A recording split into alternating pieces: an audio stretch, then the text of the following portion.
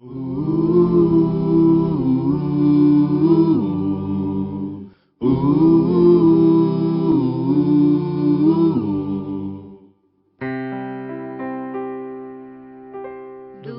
teu falar, ó Salvador, jamais vou duvidar, é encorajador. Alimento Diário, série Então Virá o Fim. Título do volume 6, A Vinda do Senhor está às portas. Autor Pedro Dong. Título da semana 4, A Vinda do Senhor está às portas. Quinta-feira, ler com oração Mateus capítulo 24, versículo 32. Aprendei, pois, a parábola da figueira. Quando já os seus ramos se renovam e as folhas brotam, sabeis que está próximo o verão. A figueira já floresceu e o fim está próximo. O povo escolhido por Deus para estabelecer seu governo na terra foi levado cativo por Nabucodonosor à Babilônia, por ter perdido a simplicidade, não dando ouvidos aos profetas, e por ter levado a idolatria ao interior de suas casas, bem como ao interior do templo construído por Salomão. Por isso, além de permitir o cativeiro, Deus também permitiu a destruição de Jerusalém e do templo. Quando os persas dominaram a Babilônia, Deus usou o rei Ciro para consentir o retorno dos judeus a Jerusalém. Liderados por Zorobabel e pelo sacerdote Josué, cerca de 50.000 judeus voltaram e reconstruíram o templo de Deus.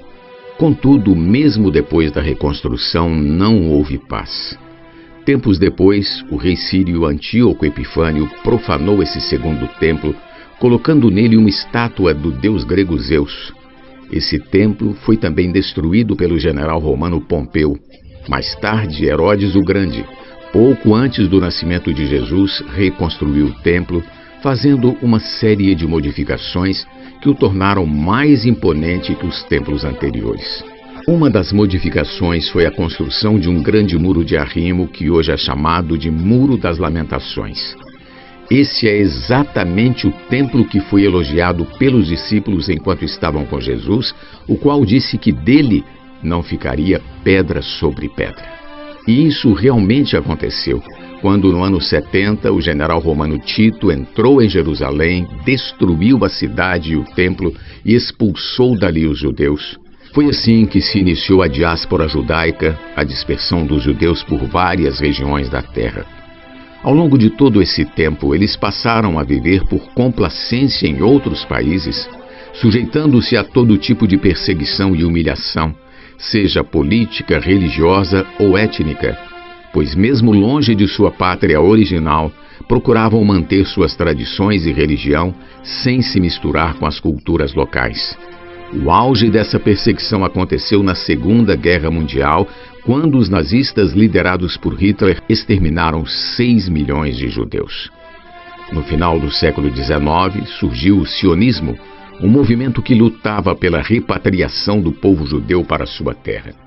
Em 1947, o político e diplomata brasileiro Oswaldo Aranha, que presidia uma sessão especial da Assembleia Geral da ONU, teve uma atuação decisiva quanto à criação do Estado de Israel, ocorrida em 1948. Quase 2.000 anos após a invasão de Jerusalém, a destruição do templo e a dispersão dos judeus, eles puderam, enfim, retornar para a terra que lhes fora prometida na época de Abraão. Esses fatos históricos estão intimamente relacionados com a parábola da figueira descrita no capítulo 24 do Evangelho de Mateus. As profecias contidas nesse capítulo estão divididas em 2 seções. A primeira deve-se considerar uma interpretação literal dos acontecimentos. Refere-se ao povo judeu, versículos do 1 ao 31. A segunda tem sentido figurado e se refere à igreja, capítulo 24, versículo 32, até o capítulo 25, versículo 30. Essa última seção começa com a parábola da figueira. Vejamos a relação dessa parábola com a história do templo e da cidade de Jerusalém.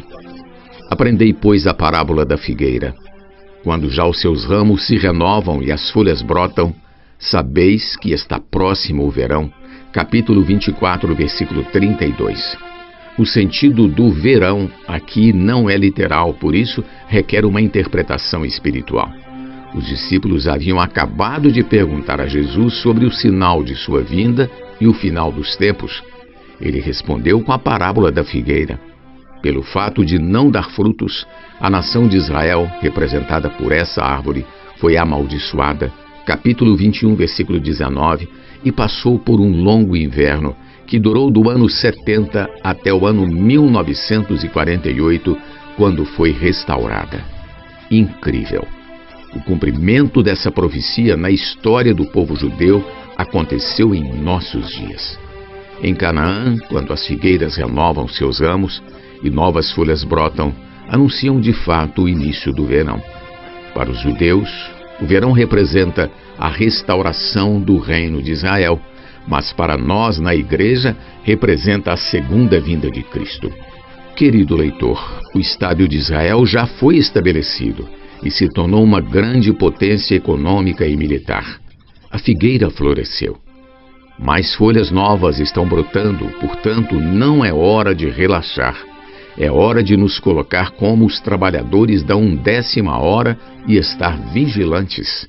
O fim desta era já está às portas.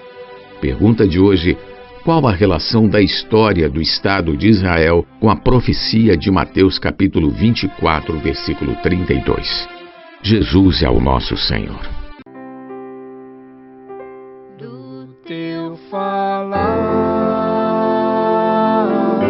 ó Salvador, jamais vou duvidar, é encorajador, fiel me faz andar, faz tua glória ver, o mal vem derrotar. Fiel me faz andar, faz tua glória ver, o mal vem derrotar.